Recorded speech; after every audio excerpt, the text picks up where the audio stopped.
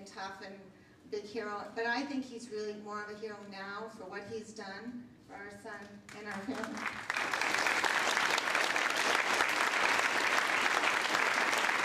So, I'll let you speak. Oh, great.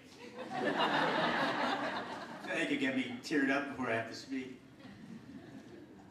Boy, it's hard to know where to start with a story like this. So let me start where it started for me. Trevor and I are avid Toronto Maple Leaf fans, and I had scored a couple of tickets back when we really couldn't afford tickets, but 14 years ago to a Maple Leaf game, and I had to go on business to Montreal. I couldn't leave it. I was meeting the president of CN Royal the next morning. And so I got a good friend of mine who was a teacher to take Trevor to the game, and Trevor was really excited. So I came back to a hotel room after an evening dinner meeting, back when you didn't have I didn't have my cell phone on or something. I don't know what happened. It's not that long ago. And the light's blinking on the hotel phone. I listened to it, and it's Ellen saying, Trevor's had sick kids, he's had a seizure, and call me right away. So I called sick kids, couldn't get anybody right away, and then I finally got a resident, and a resident said the best case scenario is he has epilepsy. He didn't even know what epilepsy was. Worst case scenario, he's telling a dad is he has a brain tumor, some resident. So obviously in panic mode, could not figure out how to get back to Toronto. I couldn't get a train, couldn't get a plane at that hour, and was going to rent a car, got a cab to come to get me. And I said, you know, I got to rent a car out by the airport, take me out there. And as I'm going, I'm talking to the cab driver saying, I'm too shaky to drive. It's like midnight. Can you take me to Toronto? All the time. He says yes, all the time hoping that my credit card would take the bill. So we got to Toronto, and all the way I was communicating with Ellen, and Trevor had gone through an MRI, but long story short, by the time I got home, Trevor was home, Ellen was home. And Trevor looked great. He was in bed. It was about 5:30 in the morning, and he's going to go to sleep for a couple hours. So that started our journey. And we felt a little bit helpless, and it wasn't something that I liked, but we sort of were, okay, we go to neurologists, and our neurologist told us, well, it's probably something he's going to grow out of. So we took that at face value and said he's going to grow out of it, maybe he'll have the odd seizure, and it's not a big deal. And so all three of us, Trevor included, thought that this is something that we grow out of once he gets out of puberty and he's into his late teens or early 20s. Well, needless to say, that didn't happen. We went through episodes where, a couple of scary episodes where he could have died. And all the parental angst that all of us go through with children that have epilepsy, and really the whole family has epilepsy. I sold my business I stopped about 3 years ago, and I'm sort of confronted with this.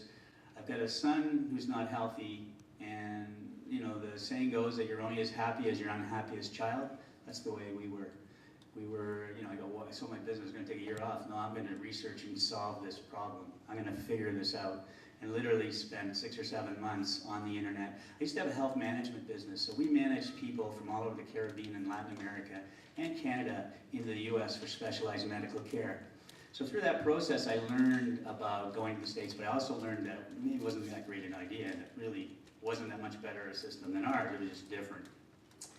So I went back to my company and sold it, and I said, you know, who are the best guys? Let's find out the best guys. And I'd done the research, and the best people were supposed to be at Harvard and 2 in NYU in New York.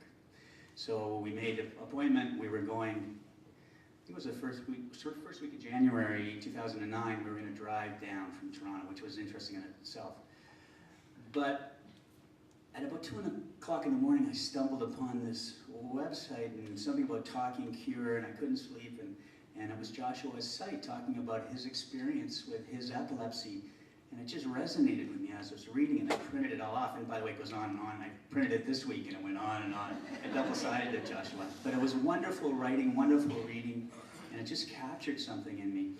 So as we're going to our appointments in New York and Boston, I linked up with Donna. So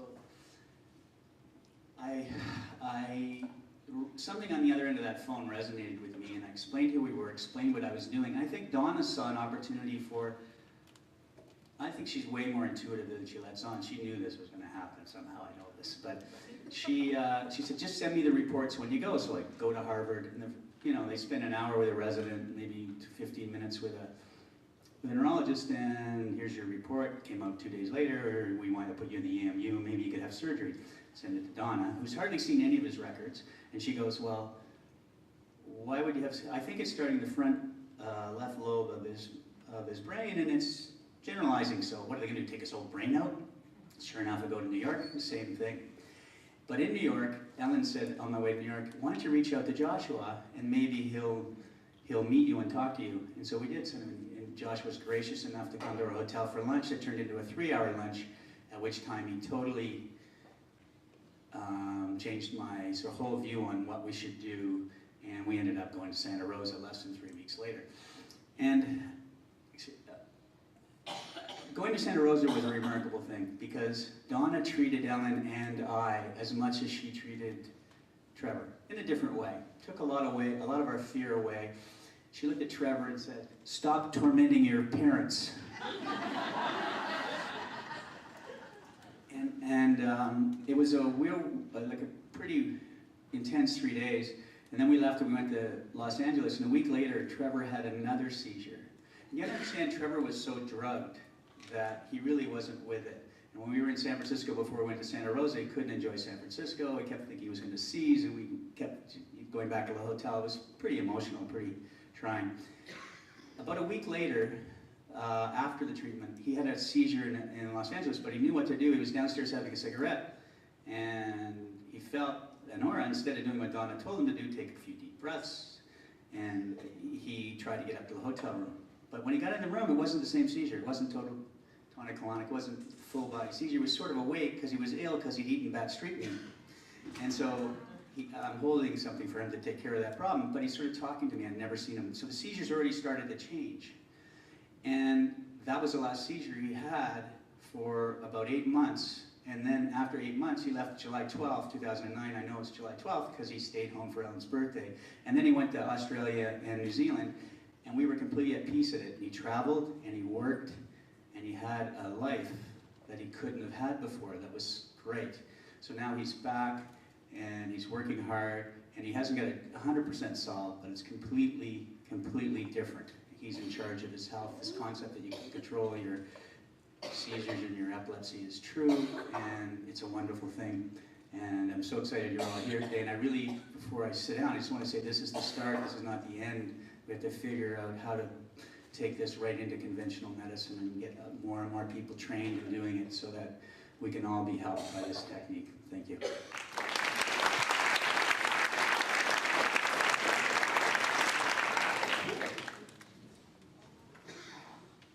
Now I'm going to start crying. Hey, how's everyone doing? Yeah, like you were worried about like 20 people coming? I think we got like over 200. Pretty good job. All right, well, hi. First of all, I need to just as well thank everyone who's given a helping hand to make this day possible. So, first of all, everyone I'm sure has heard this saying, right? If you want something done right, you ask Johnny Ellen to do it. So,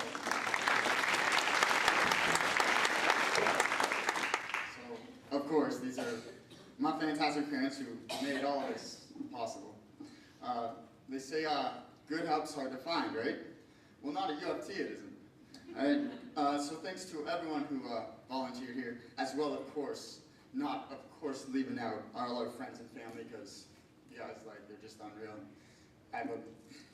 Anyway, so again, thanks for everyone who just volunteered for this, because everyone's been helping out huge, and really haven't had to do anything. It's fantastic. If you need something done that doesn't seem possible, just ask Josh Kors. Alright? If you need something organized perfectly, just call Melanie. If you need some top quality research, just call Rosa or Singler. Like, this is ridiculous. And last, but certainly not least, alright?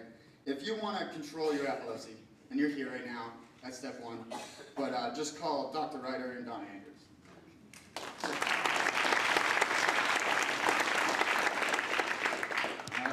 I've been, like my dad said, I've been dealing with this epilepsy since I was 13 years old. on a way to the Leaf game. Good way to start, right? Anyway, so I started getting grand mal seizures, lasting anywhere from 30 seconds to a few minutes. Now, I would black out, the seizures would come, and they'd leave me confused, sore, and usually just lying on the ground somewhere. Now, having seizures, as half the people in here know, raise your hand if you're epileptic in here. Yeah, damn, okay. It's a lot of people. Raise your hand if you're a family member of it. Because yeah, you're all here together, and that's why we're all here right now. And I'm so impressed. I've been hearing outside, like, people have come from, like, all the way across Canada flying in, and that's huge, you know, that's what this is all about. Anyway, having these seizures changed my life, and I'm hoping most of these people can relate. A few people definitely will that I've talked to. I realized now that stepping into a pool, a bath, or a spa, that was now potentially a deadly activity, right? You can just not get out of it. I wouldn't be able to skydive, ocean dive, rock climb, anything awesome, and say goodbye to driving, right? Which is the great leap from adolescence to adulthood. The only thing worse than being the only kid in high school that can't drive is having your license and having it taken away. Right? You have to be seizure-free for 1 year to drive in Canada. And I made it a year, but not much longer. Now, when my parents were away, this must have been fun for them, I took their car out, and I was driving to a friend's house when I had a grand mal seizure driving, and lost consciousness and smashed into a lamppost at about 80 kilometers an hour. Yeah, like that, driving, let's just say that was over. I wanted to know, I needed to know, how can I fix this problem, right? How can I lead a normal life? Oh, well, there we go. So all the neurologists I saw, they said the answer was taking anti-seizure medication. Now they told me take these pills, and if they don't work, go for it, let's take these pills. And then another, and go figure, and then another. Right? So none of the pills worked for me. All they did was make me depressed and absolutely exhausted.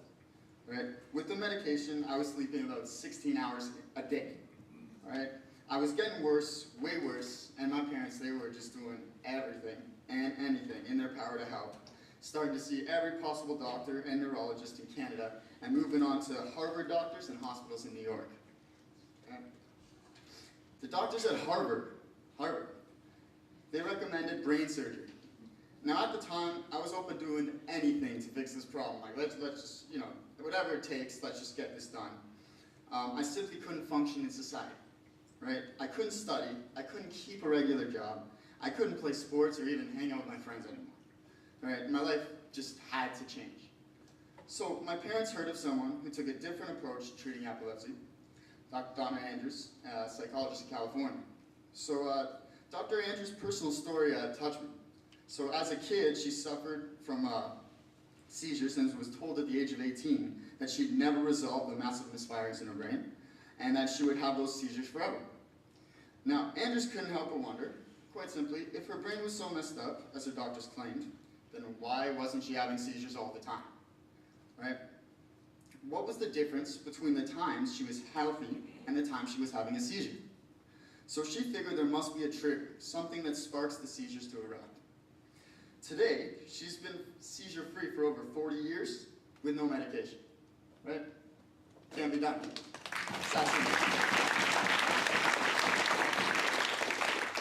The question then is, everyone here understands, who would you listen to? All right? Someone who's never had seizures and offers you drugs in the hope that you'll stop convulsing? Or someone who's been through this illness, knows exactly what you're going through, and has actually overcome the problem? Not too complicated. All right? So I flew out to Santa Rosa, California to meet with Dr. Andrews, and that meeting straight up just changed my life. Donna shifted my perspective on everything. Everything. She encouraged me to do my homework, to study epilepsy and its treatments. She said, never put something into your body if you don't know what it is. Makes sense now, doesn't it? All right, and she said, first and foremost, that epilepsy was my problem. All right, getting healthy, my responsibility. And I had to figure out my body, and I had to figure out my triggers. Dr. Andrews had me asking myself a few questions. What was I doing when I had these seizures? what was the reason that they came at these specific times and in these specific locations. With her help, I started learning relaxed breathing and moved on to meditation. I learned that the source of my seizures came from the left temporal lobe of my brain. Whenever I would feel odd, the sign of an oncoming seizure, I would breathe slowly and deeply and use my finger to make little circles on the palm of my left hand. Now this would awaken the right side of my brain, and to my amazement, would prevent the seizures from taking over the whole brain. Does everyone understand that? Like, my seizures come from the left side of my brain, so the left side of my body is controlled by the right side of my brain, so by touching the most sensitive part of your body, which is the palm of your hand, it awakens the other side of your brain, so sort of, so to speak, the left side of my brain can't take over the complete brain, therefore giving me a grand mal seizure. Now, here we go. Yeah, so with practice, I became better at recognizing the feelings that precede my seizures, like a sense of lightheadedness, where suddenly everything just seems a little bit off. Quite hard to explain, but I just sort of call it a seizure sense. And then other times, the words that came out of my mouth, I thought about what I was going to say, but it just came out as gibberish. In the past, that gibberish always followed by losing consciousness and having a grand mal seizure. But not anymore. Now, when I hear that gibberish, I breathe and start making those little circles on the left palm of my hand. Sorry. And by doing that, in this last year, I've prevented over 20 to 50 seizures.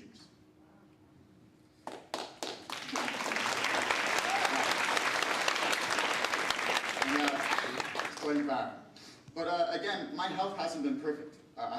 Since meeting Donna Andrews about 15 months ago, I've had 3 seizures. But to be fair, each of those seizures was 100% my fault. I either, didn't take medication or took a lower dose than I was supposed to. And other times I partied hard and drank a little heavily, which definitely doesn't help your cause, as everyone here on medication would know. But that said, today I couldn't be happier.